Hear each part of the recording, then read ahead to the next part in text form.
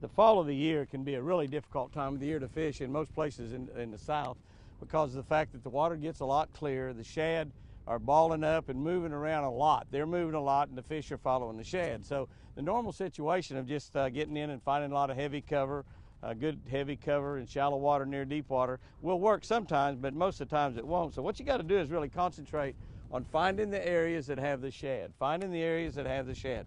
Now obviously you can use your electronics to do that. I'm seeing a lot of shad on my electronics right here in this area where we're catching these fish today. The other thing you can do is kind of keep your eyes out and watch it around, and if you see shad flipping or dipping on top of the water, you know there's shad in the area. Watch for the birds. Oh, there's one right there. There's one right there. Here's a fish right here.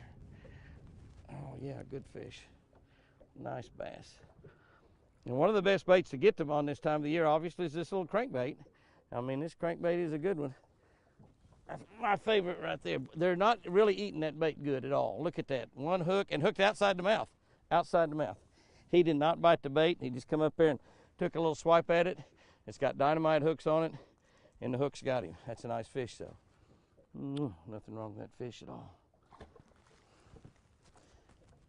One of the things that you want to really think about on the crankbait, if you're fishing a crankbait in the fall, is really you have to finesse it a lot. If you feel it hit something, slow up, let it float up a little bit, crank it back down. Really finesse it through any heavy cover, because the fish, they're not going to be quite as aggressive. They're pretty aggressive, but not really as aggressive to hit a real fast moving bait sometime, especially if you got a bright bluebird day like we've got today. The fall of the year though, man, it can be dynamite.